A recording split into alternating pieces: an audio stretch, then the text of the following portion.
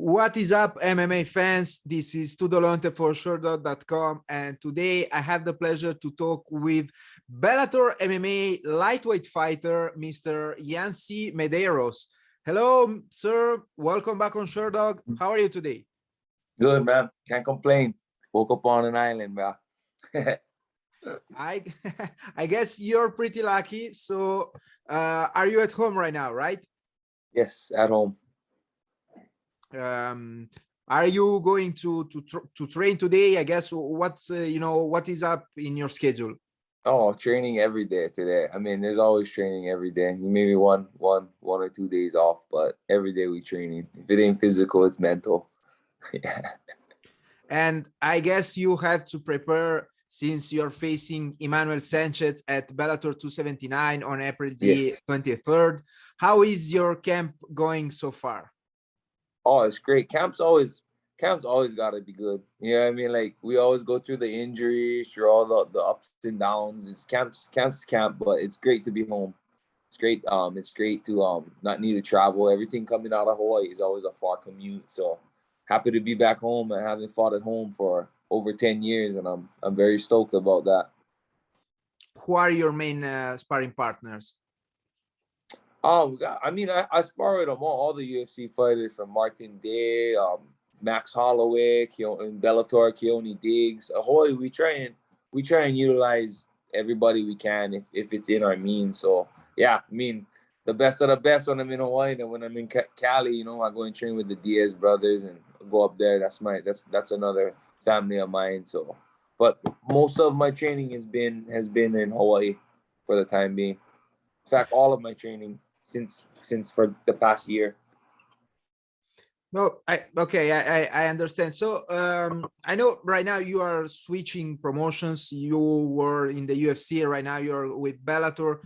Some things are about to change, but before we talk about that in a little bit, what do you expect from your next fight? Even considering that you also switch environment. Let's put it like this. The environment doesn't really switching promotions doesn't really get to me. I mean, it's more I never thought any less of Bellator or the Bellator fighters. It's a different venue, and it's gonna let me implement my brand. But I'm a company man, and I'm gonna bring a fight everywhere I go. So, Scott Coker giving me this chance to perform in Hawaii, I'm gonna show up and give these guys a fight. I'm always looking for a finish. How do you expect this fight to go down? No expectations, bro. Just intent. I intend to kill. If I can't punch his head off, I'm gonna choke it off. Like, it's always looking for a finish. We don't have expectations. We got game plan and intent. And the intent is to finish and give everyone a show and represent myself in Hawaii. You just told me that it will be the first time you will fight in Hawaii in more than 10 years. How much does it matter to you, to fight in front of your people and on, in your state? Fighting at home means a lot.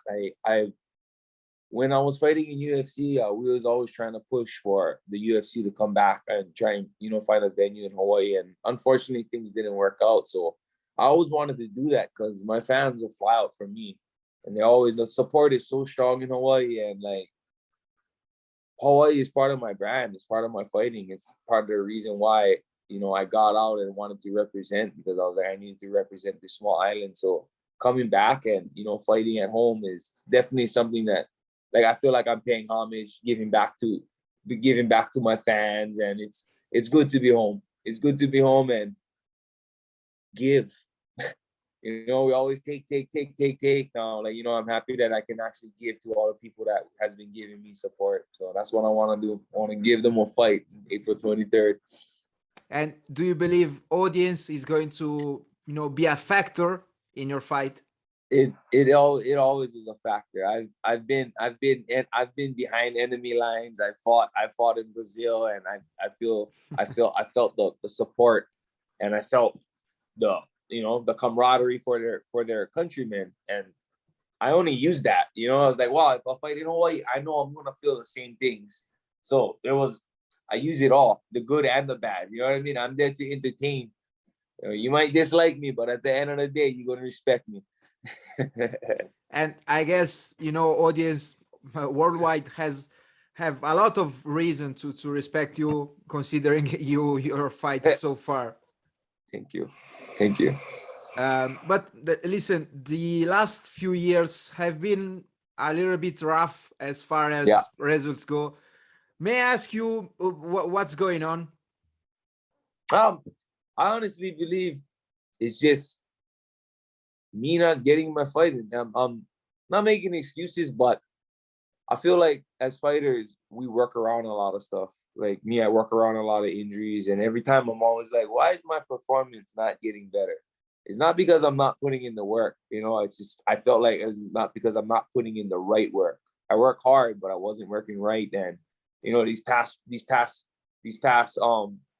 fights, I'm looking at my performance and I'm like, like I'm really not happy with myself. And I was like, I want to get better. If I want to get better, I ain't quitting. I don't feel like I need to. So I just got back I went back to what made me get to where I wanted to be, because I was there. So being back home, just being uncomfortable, bro. I'm just trying to be more uncomfortable with the things. I was so content with training, and you do what you always did, you get what you always got. So definitely changed up this camp, and did a lot of work through and worked with a lot of my injuries, and I really had to adjust and fix my habits, my bad habits and my bad reactions, and I really want to show that next month or this month. Is there anything you wish you did differently, especially perhaps in your latest couple of fights where you dropped 2 decisions? No, there's nothing I wish I did differently. I could have did something differently, but it's all a lesson, right? It's shoulda, woulda, coulda, and I hate losing. I hate losing more than I like winning, but at the same time, the wins and the losses is what makes you you. Some people can't take wins and they get lost in the sauce. Some people take losses and they don't know how to dwell with it. But for me, it's just a lesson, and it takes me back home, tells me what I really want and what I really want to work on. It's wins and lessons. It's not losses. You lose when you quit, when you stop, and I ain't stopping. I don't feel like I'm anywhere near stopping right now. And I think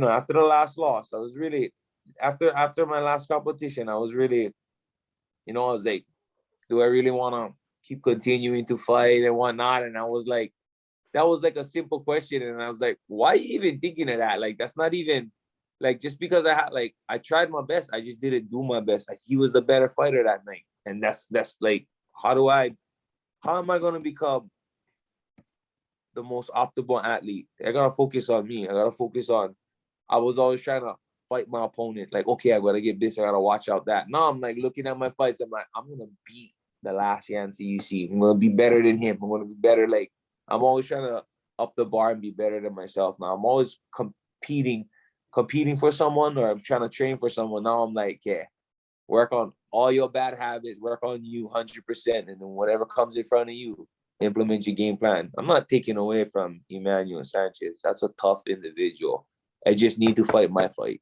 And the habits, bro, I've worked on so much habits and, just cleaned it up. And I really just want to show everyone the Yancy that they first saw when I first was coming out in UFC, and I just was itchy. And I think that's what it was too. I felt like I had something to prove in the beginning, especially going up in weight. When I go up in weight, I was a smaller guy. So I was like, I'm gonna show up, and I'm gonna bring that back. I get that fire is back, bro, because I'm just back home, and the kid is back in me, bro. I'm just so happy.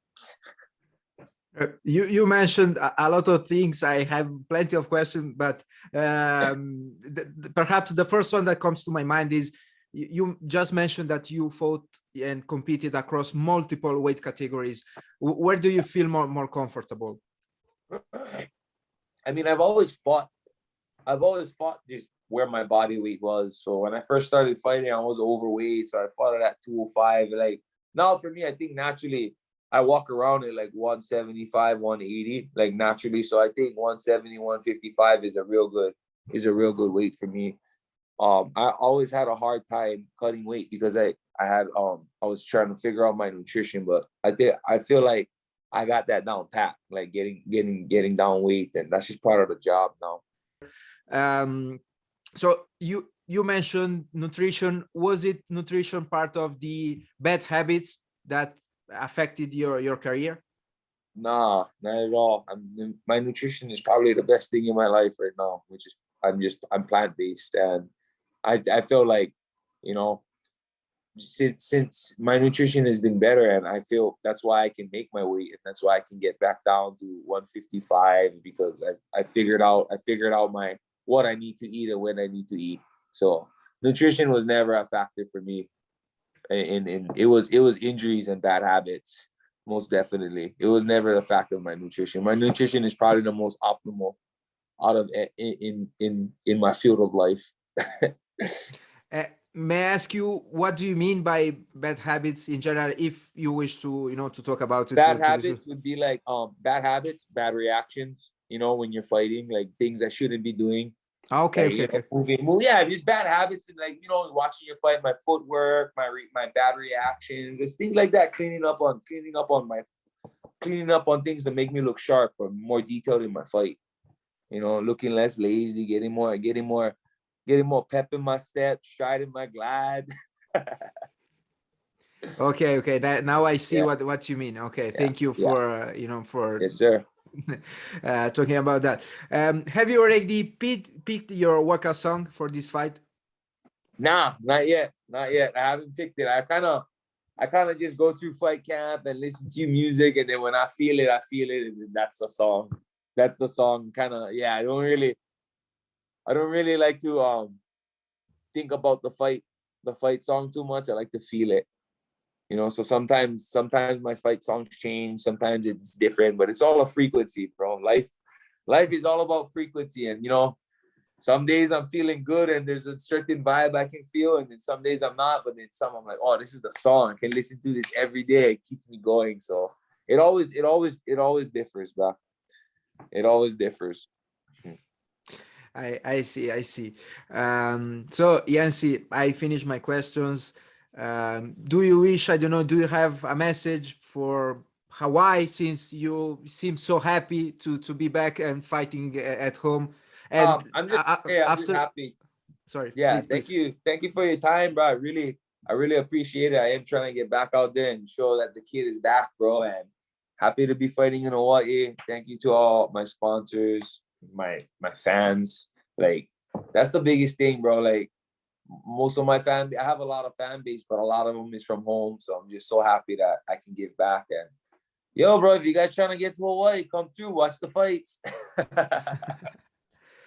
Mahalo, Yancy. Mahalo, brother. I appreciate it, man. And have a nice day. Best of luck with your upcoming fight. Hopefully, I'll hear again from you in the future. Yes, sir. Aloha, bro. Take care. Aloha. Bye-bye.